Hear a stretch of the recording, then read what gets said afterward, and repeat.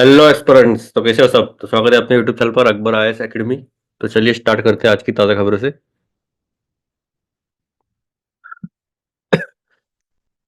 तो आज है 7 दिसंबर। तो हम सीधा आते हैं एडिटोरियल पेज पर।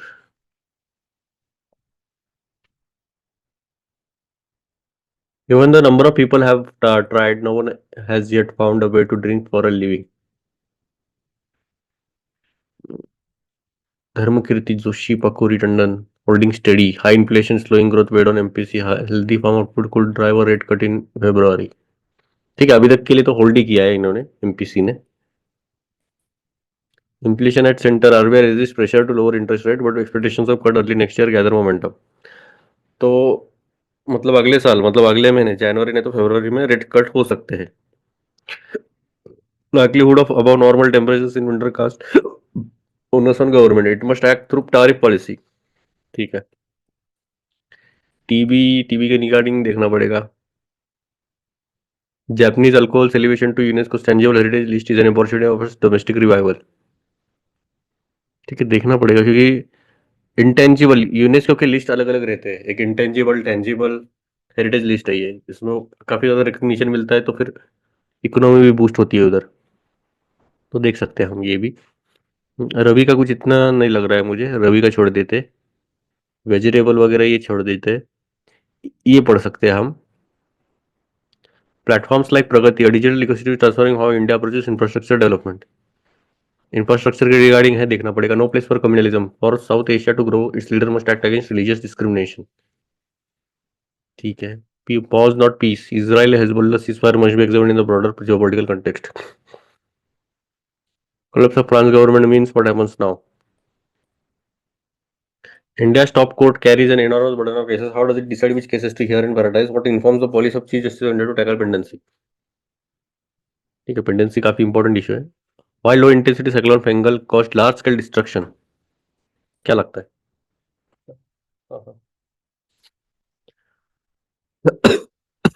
ये भी देख सकते हैं हम। What is the debate over alcohol sale at Nagaland's famed Hornbill Festival? Hornbill Festival क्या है? ये भी इंपॉर्टेंट है। तो चलिए, काफी इंपॉर्टेंट इंपॉर्टेंट आर्टिकल से स्टार्ट करते हैं हम। आरबीआई से छोटे से स्टार्ट करेंगे, ठीक है क्या? Inflation at center, RBI resist pressure to lower interest rate. Lower interest rate हमने अभी बोल रहे थे कि जो हमारा ग्रोथ रेट है वो काफी स्टैग्नेंट हो चुका है अभी। तो हमारे इकोनॉमी में थोड़ा पैसा बूस्ट करना चाहिए। तो इसके लिए हाँ, बाकी सब लोग प्रेशराइज कर रहे थे कि आरबीआई को कि भाई रेट्स कट कर लो, पर लोअर इंटरेस्ट रेट्स कर रहे नहीं है। इनका एक्सपेक्टेशन है कि भाई अगले मे बी जनवरी है तो फरवरी में बढ़ाएंगे, मतलब इन शॉर्ट कम करेंगे। In the run-up to the December meeting of the Monetary Policy Committee, there was a debate over whether the sharp deceleration in growth should prompt a cut in interest rates, even as inflation remained above the upper threshold of the RBI's inflation targets framework. The MPC, however, continued to attach primarily to inflation concerns, resisting pressure from the government and the clamor for lower rates from sections of the market. It maintained the status quo, though two external members on the committee voted for a cut. The repo rate stands at 6.5%. Alongside, the MPC chose to continue with its neutral policy stance, as RBI Governor Shaktikant Das reiterated, a price stability is essential for sustained growth. तो मोटा मोटा तौर पर अभी इन्होंने क्या बोला है, इतना प्रेशर आने के बावजूद भी हमारा जो इन्फ्लेशन का टारगेट है 2 से 4% के बीच में रहना चाहिए ना। नहीं, 4 से 4 ± 2 है, 6 या फिर 2, ये दोनों की ये जो गैप है वो उतना चाहिए। पर अभी हमारा जो जो इन्फ्लेशन है वो 6.5% है, 0.5% ज्यादा है। पर ये बोल रहे कि एमपीसी ने क्या बोला, भाई हम न्यूट्रल स्टांस पॉलिसी करेंगे। मतलब क्या, हमें कोई मतलब कुछ चेंज नहीं करेंगे, हम जैसे चल रहा है वैसे चलने दो। Committee's decision is to keep interest rates unchanged, rest on its view that even as the economy slowed down in the second quarter, the outlook for growth is resilient. That even GDP growth declined to a multi-quarter low of 5.4% against the RBI's projection of 7%. The momentum has picked up in the second half of the year. Das noted that high frequency indicators indicate that economic momentum has recovered,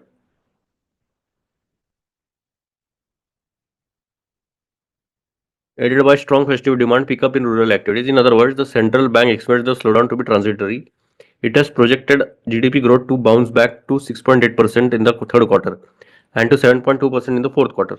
The central bank has, however, announced a cut in the cash reserve ratio, which would increase the lendable resource of banking system supporting growth. देखो, इन्होंने वैसा देखा जाए तो GDP growth करने के लिए जो कैश रिजर्व रेशियो है उसमें कट अनाउंस किया है। मतलब क्या होगा, जो लेंडिंग रिसोर्स रहता है बैंकिंग का वो बढ़ जाएगा, तो इसकी वजह से ये बोल रहे हैं कि भाई सपोर्ट मिलेगा ग्रोथ के लिए। On inflation, the RBI remains cautious. It expects food price pressures to continue in the third quarter to ease only towards the end of the year. The moderation is expected to be backed by seasonal correction in vegetable prices, Kharif harvest arrivals, likely good Rabi output, and adequate cereal buffer stocks. Retail inflation has now pegged at 5.7% in the third quarter, falling to 4.5%. ठीक है, छोड़ो. But in an increasingly uncertain global environment, policy choices are not straightforward. The election of Donald Trump and the consequent threat of tariffs have raised volatility. Global markets are now awaiting Trump's first policy steps after his inauguration on January 20 next year. On the domestic front, the union budget will be tabled in Parliament on February 1, providing clarity on the stance of fiscal policy. The Monetary Policy Committee is scheduled to meet after a few days after. By then, uncertainty over the trajectory food prices should have also dissipated. If inflation trends in line with the central bank's expectations, it could then open the door to policy easing. देखो, हमें rate cut करने में कोई problem नहीं है, पर problem क्या आता है पता है? सबसे मेजर प्रॉब्लम आ रहा है डोनाल्ड ट्रंप का इलेक्शन। अभी ये जीतने वाले और 1 जनवरी से ये आने वाले हैं सत्ते में। सेकंड, यूनियन बजट आने वाला है जो कि फरवरी 1 में आने वाला है, तो वहां पर भी जो फिजिकल पॉलिसी रहेगी उसका स्टांस क्लियर रहेगा। तो इसकी वजह से मॉनेटरी पॉलिसी का कमेटी बोल रही है कि भाई थोड़े दिन की रुको, फिर हम ये इसके ऊपर थोड़ा सा होल्ड प्राइसेस रहने दो हाई, तब तक हम कुछ ना कुछ तो निकाल ही लेंगे। ठीक है। Rabi warning, likelihood of above normal temperatures छोड़ दीजिए। हम्म, प्रगति देखते। प्रगति पता है क्या है? नहीं, ये देखते, टीवी देखते। Another step against TB.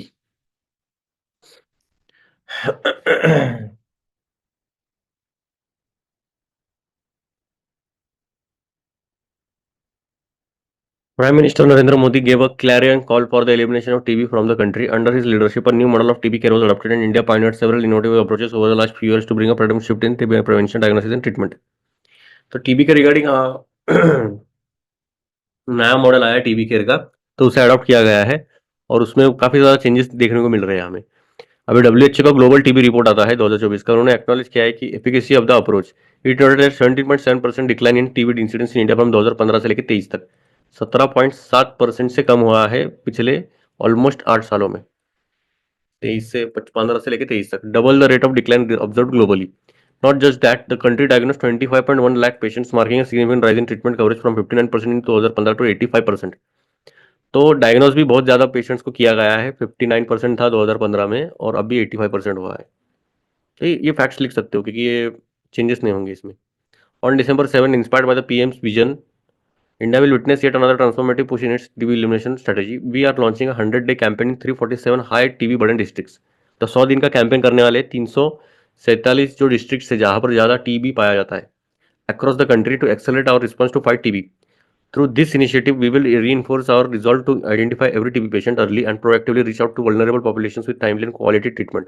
तो इससे क्या होगा, जो vulnerable population है तो उसमें उन्हें टाइमली और क्वालिटी ट्रीटमेंट मिलेगा। In the true spirit of Jan Bhagidari, all of us elected representatives, health care, health practitioners, civil society, corporations, communities must collaborate to make this campaign a grand success. To complement expanded diagnostic efforts to support complete recovery of TB patients, India conceptualized and operationalized a nutritional support scheme, Nikshay पोषण योजना। तो देखो, इसका अभी जब तक nutritious आपको मिलता नहीं तब तक आपकी इम्यूनिटी भी लो होगी, तो उसको सपोर्ट करने के लिए एक नया स्कीम किया था जो कि था निक्षय पोषण योजना। 2018 से इन्होंने डिसबर्स किए 3,295 करोड़, जिनके लिए तो दो ऑलमोस्ट 1.16 करोड़ बेनिफिशियरीज के लिए through direct benefit transfer. In what is a major reinforcement of India's commitment to TB elimination, the monthly support under the scheme has been doubled from 500 रुपए से लेकर 1,000 रुपए पर मंथ। इनको मंथली सपोर्ट भी देने लग गए थे, 500 से 1,000 भी किया इन्होंने। निक्षय पोषण योजना काफी इंपॉर्टेंट है। ठीक है। प्रधानमंत्री टीबी मुक्त भारत अभियान भी has not only helped address the challenge of nutrition but also enhanced community mobilization. It has united various community stakeholders, creating a mass movement to increase awareness and provide nutritional, vocational, and psychological support to TB patients. This government citizen symphony, anchored in the spirit of Jan Bhagidari, has inspired 1.75 lakh Nikshay Mitras to provide 21 lakh food baskets to patients across the country. अभी देखो, ये अलग scheme है TB मुक्त भारत अभियान, इसमें भी nutrition का ही चैलेंज किया था, तो इन्होंने एड्रेस किया है वो चैलेंज। अलग अलग कम्युनिटी स्टेक होल्डर है इसमें, जाके एक मास मूवमेंट क्रिएट किया है उन्होंने अवेयरनेस के लिए, और न्यूट्रिशनल, वोकेशनल और साइकोलॉजिकल सपोर्ट देना चाहिए टीबी पेशेंट्स के लिए। Over the years India has introduce never drugs, नए नए ड्रग्स इंट्रोड्यूस किए गए हमने, जैसे bedaquiline, delamanid, to improve treatment success rates. Considering the challenges in treatment completion for patients with drug resistant variants, we have allowed a new shorter regimen, BPAM, which is more effective than the existing regimens. BPAM क्या है, इतना question आएगा, what do you understand by BPAM? तो ये है एक, बोल सकते हैं कि ट्रीटमेंट है, ड्रग ड्रग का टाइप है ये। While we have a shorter 9-11 month regimen available alongside the conventional 19-20 month regimen, with the BPAM regimen, patients will now complete treatment in just 6 months. तो मतलब एक शॉर्टर स्पैन के लिए आपको ट्रीटमेंट करना है, पहले 19 से 20 महीने लगते थे, ऑलमोस्ट मेरे हिसाब से 1.5 साल के आसपास, ठीक है, 1.5 साल लगता था, तो अभी कितने लग रहे, बस 6 महीने लग रहे, 1/3 ही हो गया सीधा। We have consistently strived to ensure that advanced tools are available at the grassroots level to find and treat all patients at the earliest. To enable this, we introduced more efficient, accurate diagnostic tools, molecular tests. From a few hundred machines in 2014, we now have 8,293 molecular diagnostic machines. देखो, infrastructure में भी हमारा काफी ज्यादा अच्छा खासा होने लग गया है। आप देख सकते हो एफिशिएंट और एक्यूरेट डायग्नोस्टिक टूल्स निकलने लग गए मॉलिक्यूलर टेस्ट करने के लिए। 100 मशीन्स भी, कुछ 100 मशीन्स भी आ गए हैं, ऑलमोस्ट 8,000 से भी ज्यादा मॉलिक्यूलर डायग्नोस्टिक मशीन्स अवेलेबल हो गए डिस्ट्रिक्ट्स में। In fact, taking a cue from the Make in India initiative, indigenous molecular tests have been field tested and entered. We have been able to not only reduce the time taken for IDB diagnosis at district and block levels, but have drastically reduced the cost of testing and treatment. Our indigenous molecular tests have received endorsement by the WHO. These initiatives have positioned India as a true leader in global TB response. We must also take pride in the fact that the ICMR has consistently been among the top public founders of, ठीक है, ये सब अच्छी अच्छी बातें कर रहे हैं। India's journey toward TB elimination is a testament to its leadership, from pioneering research that has led to advanced diagnostic treatments to the introduction of universal support provisions. India stands at the forefront of the global TB response. The need of the hour is to ensure a massive जन भागीदारी, तो public support होना चाहिए इसमें, public का involvement, public participation होना चाहिए in the identification, diagnosis, treatment, prevention of TB. The intensified the intensified 100-day campaign is another testament to our collective commitment to eliminate TB। ठीक है, तो 3-4 स्कीम इंपॉर्टेंट इंपॉर्टेंट है इसमें। निक्षय पोषण, TB मुक्त भारत अभियान, बीपाम। तो हम निक्षय पोषण स्कीम देखते हैं अभी, देखते हैं क्या है।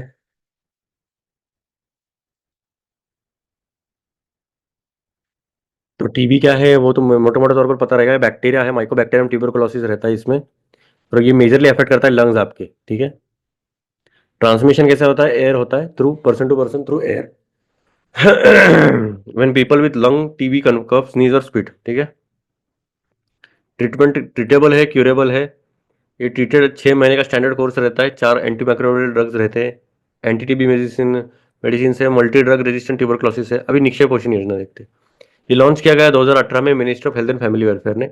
ये सपोर्ट करता है हर एक टीबी पेशेंट को, इनको एक डायरेक्ट बेनिफिट ट्रांसफर देता है 500 रुपये पर मंथ, जो कि अभी बढ़ा के 100,000 किया था हमने अभी देखा, तो उतना ही है। निक्षय पोषण योजना मतलब क्या, टीबी पेशेंट्स के लिए सपोर्ट करने के लिए है, ठीक है। स्टेटस ऑफ टीबी हमने वो सब देखा है, ग्लोबल एफर्ट्स अलग अलग है, end TB, hashtag end TB, strategic plan किया है, टीबी हारेगा देश जीतेगा, कैंपेन है, सक्षम प्रोजेक्ट है, ठीक है। तो मोटा मोटा तौर पर आपको एक आइडिया लग गया रहेगा।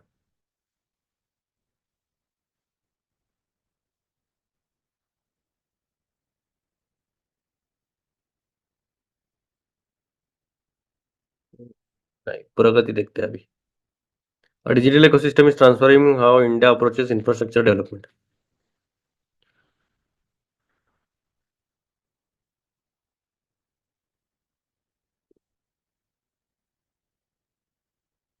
डिजिटल इकोसिस्टम क्या है इंफ्रास्ट्रक्चर के रिगार्डिंग?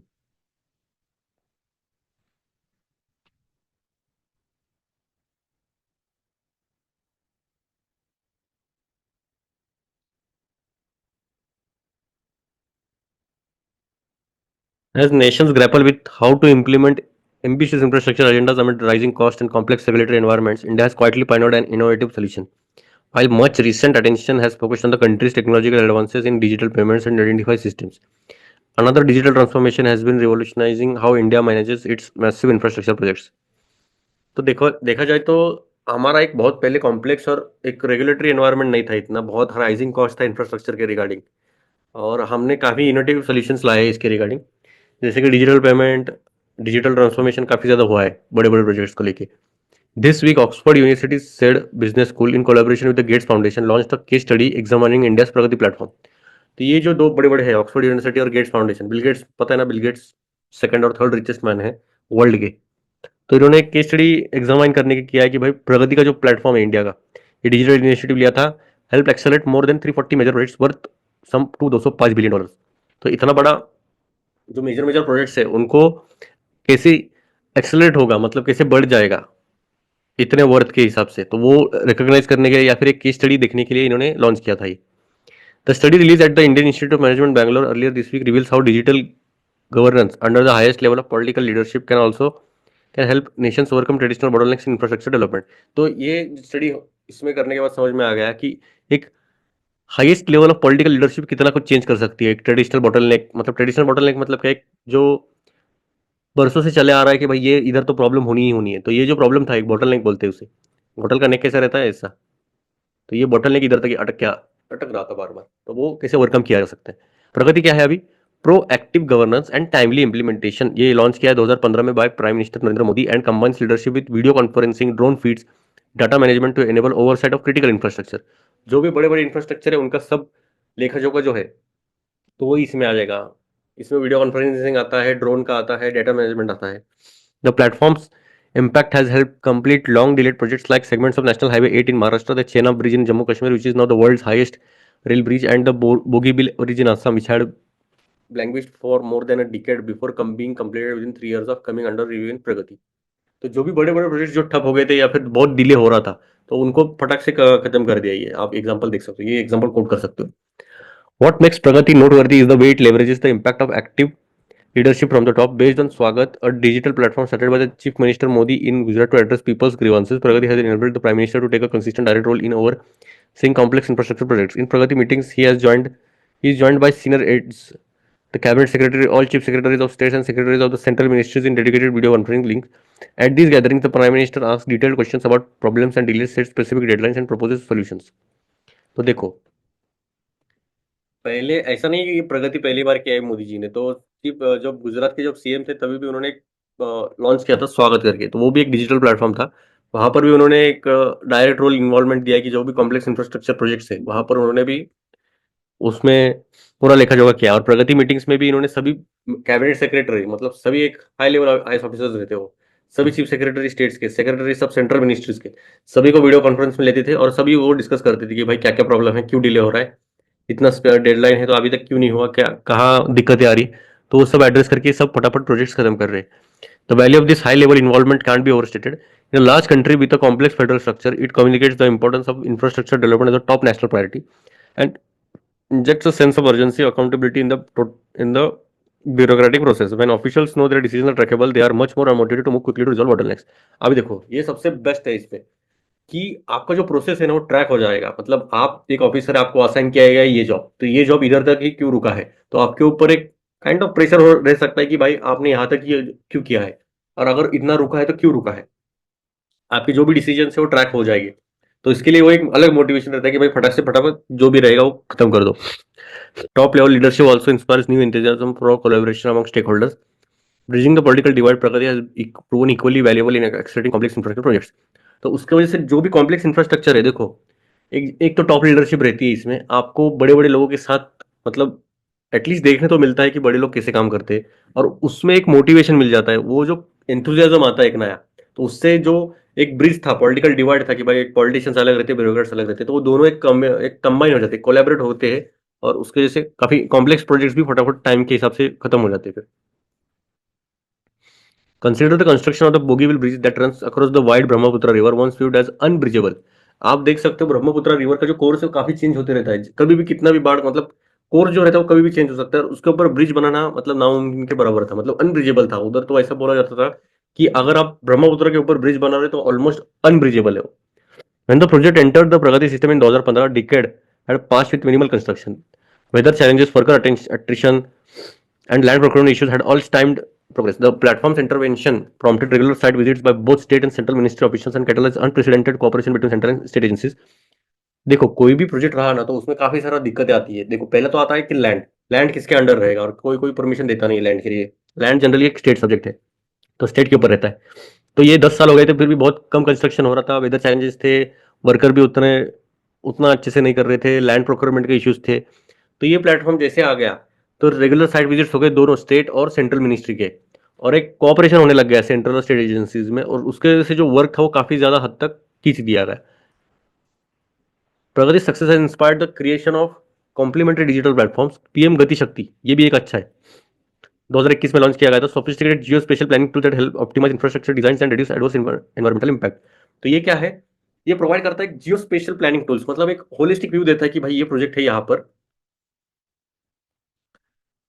तो उसका जो एनवायरमेंटल इंपैक्ट क्या रहेगा वो सब इंपैक्ट्स कंसिडर करके वो एक एक टूल की तरह काम करता है। परिवेश भी एक है जो स्ट्रीमलाइन करता है एनवायरमेंटल क्लियरेंसेस को, ग्रेटर ट्रांसपेरेंसी रहती है, अप्रूवल के लिए बहुत ज्यादा दिक्कत ही नहीं आनी पड़ती, बार बार अप्रूवल लगता है।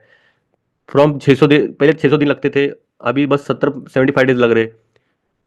Together these platforms form a digital ecosystem that is transforming how India approaches infrastructure development। अभी देखो जितना आप क्लैरिटी रखोगे, ट्रांसपेरेंसी रखोगे ना, उतना ये जल्दी फास्ट प्रोजेक्ट्स होने वाले हैं, और वही होने लग गया है अभी।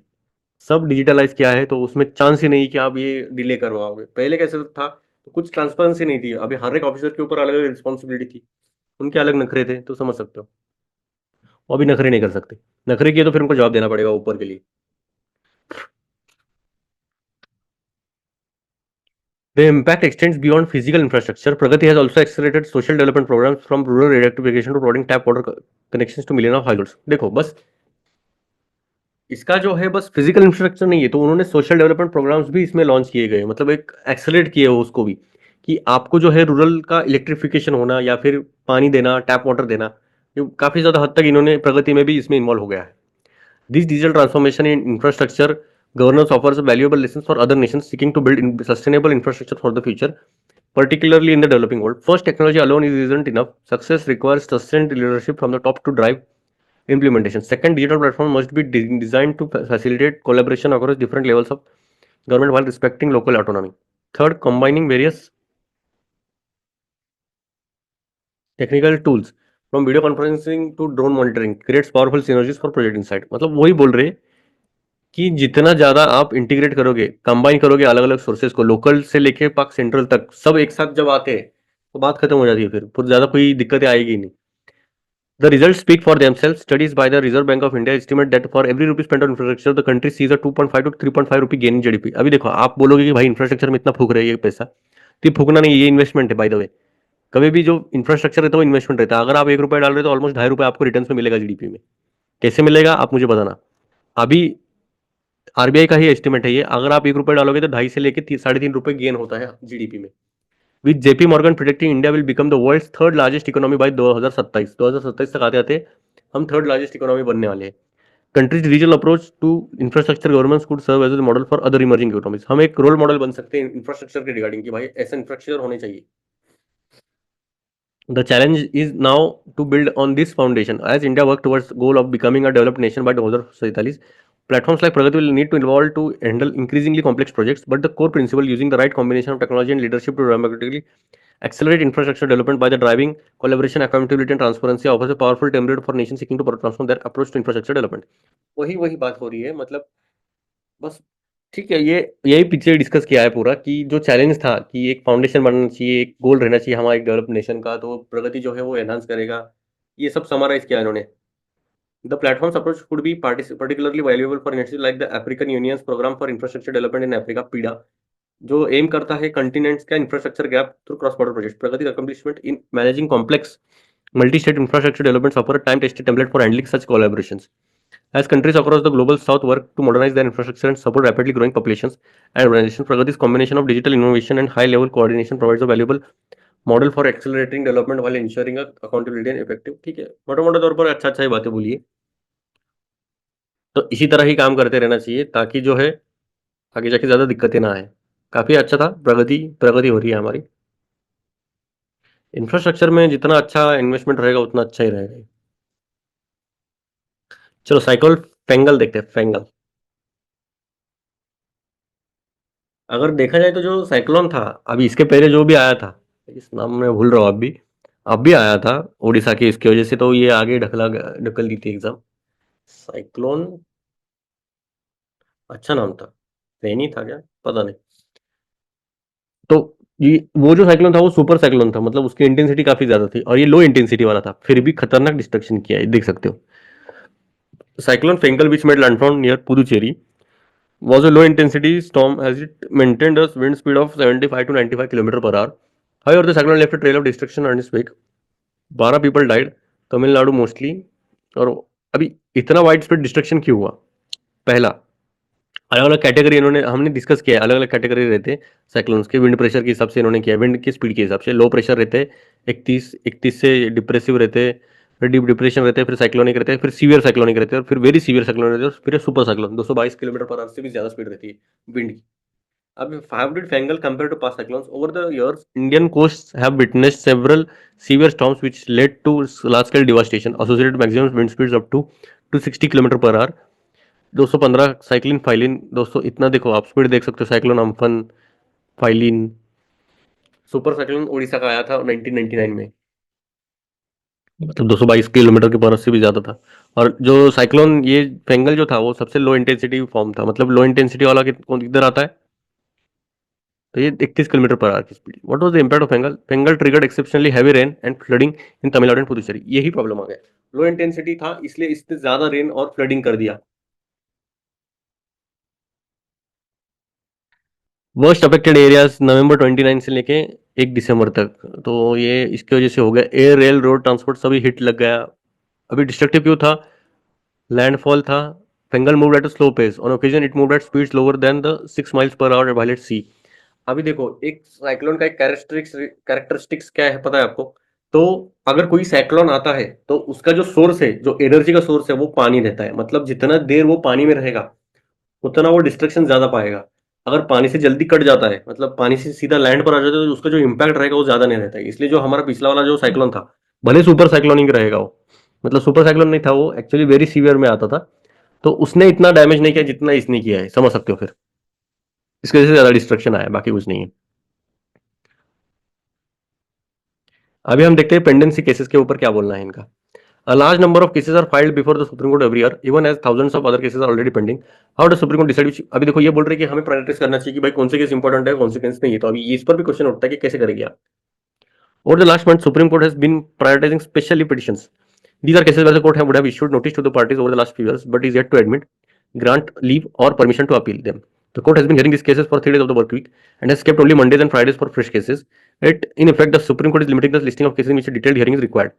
This is part of CGI Sanjeev Khanna's plan to address the large backlog of cases in top court. As master of the roster, successive CGIs have attempted to tackle the problem of pendency in various ways.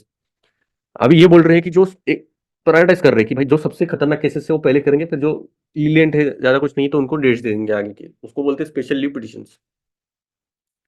तो एक नया तरीका आजमाया है CGI ने, ठीक है। Weekly के शेड्यूल कैसा रहेगा? On November 16, 5 days after CJ chief justice Khanna took office as the 51st CJI, Supreme Court administration side issued a circular saying after notice miscellaneous matters would be heard on Tuesday, Wednesday and Thursdays. Also on Wednesday and Thursdays, no regular hearing matters shall be listed till further orders. After notice miscellaneous matters are cases in which the court issues notice to other party in a fresh matter. A case becomes a regular hearing matter after it has been admitted. अच्छा ठीक है, ये किस type sir number से इतना नहीं करना पड़ेगा, इतना नहीं जरूरत है, ये बस बोलेंगे। पर इस पर हम करेंगे बाद में चर्चा। वैसे हमने बहुत ज्यादा चर्चा की है इस पर, मुझे लगा कुछ अलग रहेगा, ये पूरा एक बॉल बाय बॉल कॉमेंट्री कर रहे हैं पूरा। हॉर्नबिल फेस्टिवल देखते हैं अभी।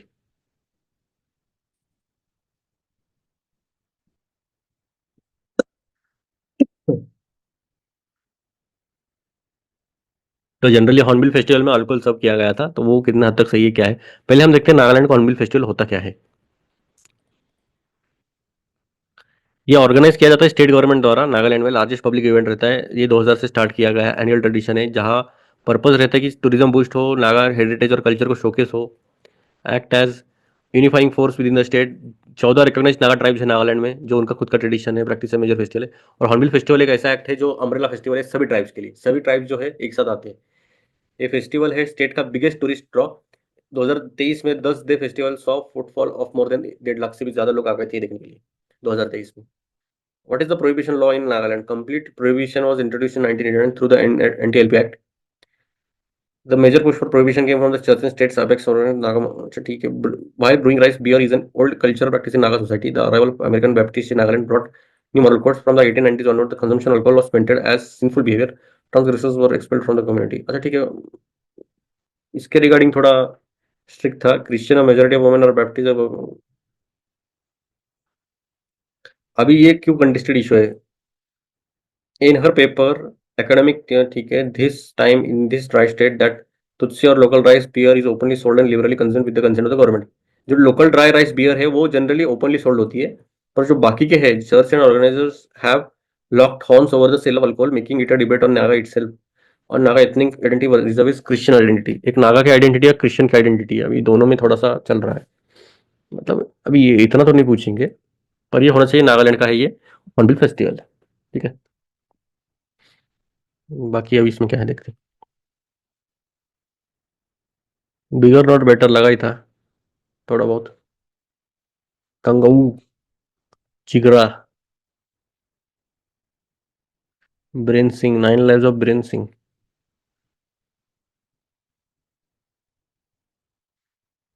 Was not peace. ठीक है, मेजर मेजर तो हमने कवर किया है वैसे।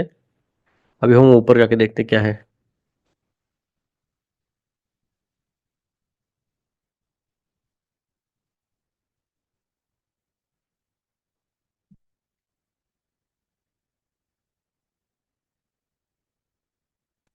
सेमीकंडक्टर अलायंस चल रहा है।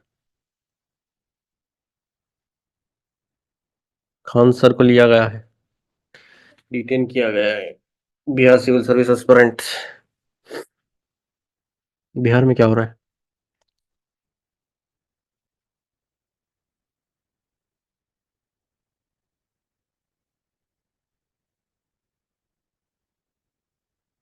ये लो, 13.5 crore.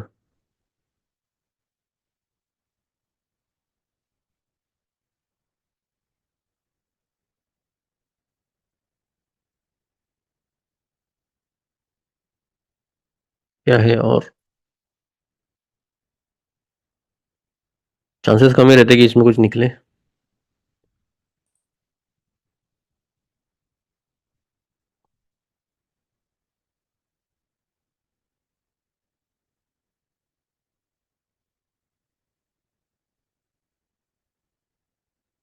No vehicle zone Laxmi road December 11।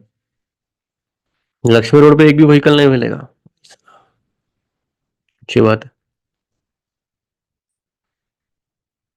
Hyper local monitoring finds critical pollution hotspots in Pune and Pimpri Chinchwad. ठीक है,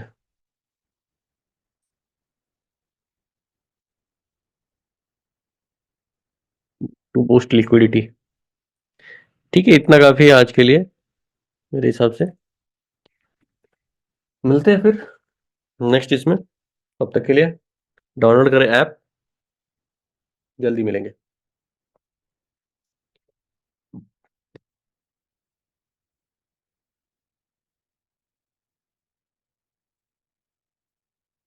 जय हिंद।